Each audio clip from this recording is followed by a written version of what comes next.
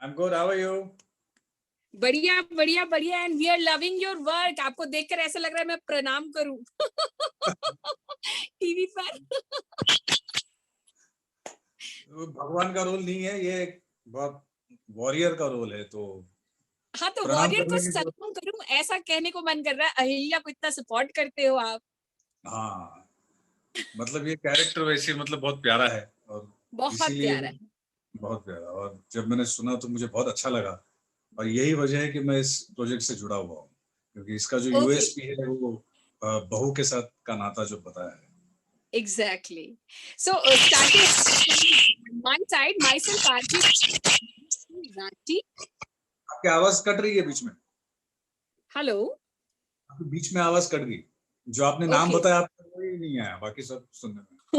हाँ myself RJ Deepa from radio city Ranchi. Hi Deepa ji. Ahilya Bai show को मैं बहुत फॉलो करती हूँ एंड हर एक कैरेक्टर के काम से बहुत इम्प्रेस्ड हूँ, चाहे अहिल्या के ससुर जी हो या सासूबाई हो। तो अब मुझे ससुर जी को ये रोल मिला, ऑडिशन हुआ, क्या आपने इसी रोल के लिए ऑडिशन दिया था, आप एक्टिंग के फील्ड में कब आए, सब जानना है क्योंकि मुझे आप पे क्रश है। मैंने आज तक जितने भी प्रोजेक्ट्स किए हैं वो सब मेरिट के तौर पे किए हैं। मतलब प्रॉपर जो एक चैनल होता है कि ऑडिशंस होते हैं एक्टर के लिए, सबसे इम्पोर्टेंट चीज होती है कि वो ऑडिशन दे, और ऑडिशन में अगर वो सिलेक्ट होता है तो वो कहते हैं ना कि अपने दम पे उसको वो प्रोजेक्ट मिला। तो उसी तरह से वो प्रोजेक्ट्स मिलते आए हैं। ये प्रोजेक्ट भी उसी तरह से मिला कि फर्स्ट अनलॉकडाउन जब हुआ था जून 2020 में, तो प्रोडक्शन हाउस से मुझे कॉल आया और मैं उनसे मिला। तो उन्होंने जब स्टोरी नरेट की और ये कैरेक्टर बताया, इसके यूएसपीज बताए, तो कहीं एक इंटरेस्ट पैदा हुआ मन में और मैं रेडी रहा कि मैंने कहा चलो ठीक है, मैं इसका ऑडिशन देना चाहता हूँ। और मल्हार राव होलकर, चूंकि ये कैरेक्टर कहीं सुना हुआ था स्कूल की किताबों में और अहिल्या के बारे में जानता था, लेकिन इतना विस्तार रूपी नहीं जानता था। तो मैंने कहा ये ऐसा एक स्टोरी है जो लोगों को उतना नहीं पता। अगर मेरे जनरेशन के लोगों ने सिर्फ पढ़ा हुआ है, अलबत्ता बहुत ही कम, तो ये जनरेशन तो बिल्कुल शायद इतना नहीं जानता होगा जितना मैं जानता हूँ। तो ये मेरा दायित्व भी है कि मैं एज एन कलाकार, कहते हैं ना एक पांचवा स्तंभ है एंटरटेनमेंट, तो वो राइट। अपना एक दायित्व है कि समाज के प्रति हम भी कुछ ज्ञान दें या उसका एक इंटरेस्ट लेके एक एंटरटेनमेंट क्वोशंट को मद्देनजर रखते हुए उसको लोगों के सामने लाएं। तो इसका ऑडिशन हुआ और लोगों को उनको पसंद आया और फिर बाकी चीजें अपने जगह बैठने लगी प्रॉपरली, और बस इस तरह से ये प्रोजेक्ट मेरे हाथ में आया। आपको पता है हम एज ए फैन जब टीवी पे प्रोमो देखते हैं कि एक ससुर और एक बहू ने कैसे एक कहते हैं ना सभ्यता या फिर एक समाज को कैसे आगे ले गए, तो वो ना कहीं हम ससुर अहिल्याबाई के समझने लगते हैं। हमें पता है कि आप लोग एक्टर्स हो, कि आपका काम इतना अच्छा होता है ना, हम जीने लगते हैं आपके काम। तो आप लोग इतना बढ़िया काम कर रहे हो, मैं ये बार बार कहना चाहूंगी। मैं प्रणाम करना चाहता हूँ। Thank you. ओके। तो अहिल्याबाई के शो पे अभी हमें कोई लीप देखने को मिलने वाला है, आगे क्या कुछ देखने को मिलना है? सबसे बढ़िया और सबसे जो मेन पोर्शन है स्टोरी का वो है एजुकेशन। वो अभी आप लोगों को देखने को मिलने वाला है कि किस तरह से अहिल्या ने शिक्षण को कितना महत्व दिया था उस जमाने में, और वो खुद पढ़ना चाहती थी जबकि औरतों को वहां तब पढ़ने का मौका नहीं दिया जाता था। समाज इस तरह से एक तरफा था कि पुरुष वर्ग ही सिर्फ सीखेगा और औरतों को वो वहां पर रुझान करने का कहीं मौका नहीं था। तो अहिल्या ने उस चीज को बढ़ावा दिया, खुद पढ़ने की कोशिश की, पढ़ी हो, और बाकी औरतों को भी उन्होंने शिक्षित किया। तो ये जो है वो मेरे ख्याल से बहुत बड़ा एक पहलू हम ला रहे हैं इस सीरियल में।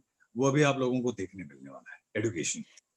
मालवा रीजन में ये जो कहानी है मालवा की है, तो हमें बताओ कि कभी आप लोगों की शूटिंग के लिए मालवा जाना हुआ या जाने वाले हो, कुछ ऐसा मालवा हम देख पाएंगे?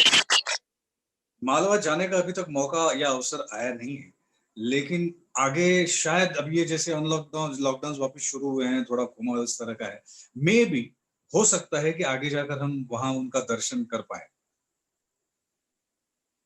मालवा के, इंदौर के मेरे जो फ्रेंड्स हैं ना, वो देवी मानते हैं अहिल्याबाई को। और जी वहां अगर आप लोग गए तो मेरा ये एडवाइस है कि आप लोग एक बार मीट एंड ग्रीट जरूर करें। लोग आप लोग को बहुत प्यार करते हैं वहां पर। जी, इनफैक्ट आप बहुत सही कह रही हैं। मैं जब पहले दिन से इसका शूटिंग कर रहा हूँ, जिस तरह का रिस्पॉन्स मिला, खास करके इंदौर से और मालवा से, तो मन ही मन एक उमंग है कि कब जाके उन लोगों से मिलता हूँ और वो पूरा शहर और हर चीज़ को देखने का मौका मिलता है।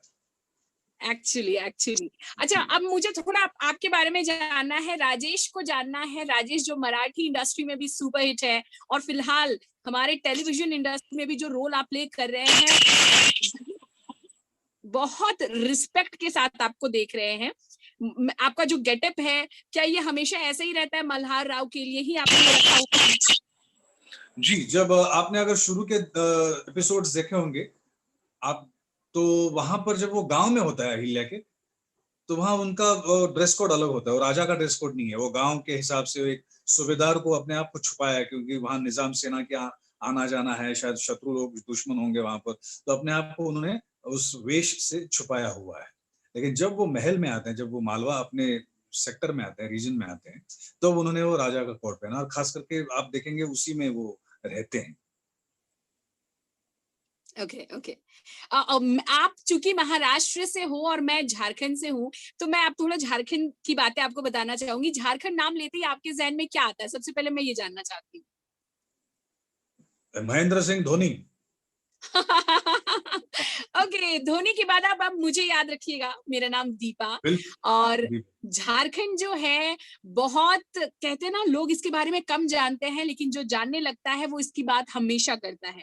छोटा प्रदेश है, सारे खनिज पदार्थ, नदियां, पहाड़, मिनरल्स और झरने, ये सब है झारखंड में। बिल्कुल, बिल्कुल। मैं इनफैक्ट आ चुका हूँ झारखंड में, मैं क्रिकेट खेलने आया था।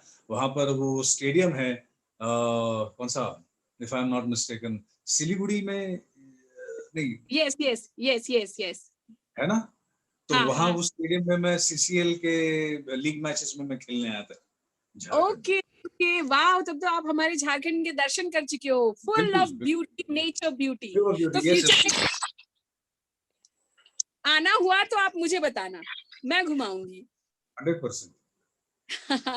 सो अब एंड में मैं चाहती हूँ कि आप मेरे लिसनर्स के लिए एक इंट्रो दे दें। हेलो, आप मुझे सुन रहे हैं आरजे दीपा के साथ on radio city. Hello Jharkhand, मैं राजेश श्रृंगारपुरे, आप सुन रहे हैं मेरे साथ आरजे दीपा के साथ ऑन रेडियो सिटी। चलिए, परफेक्ट है राजेश जी, आपसे बात करके बहुत मजा आया। फ्यूचर में फिर आपको तंग करूंगी और आपको टाइम देना पड़ेगा। जी Deepa ji, thank you. Okay, thank you, bye.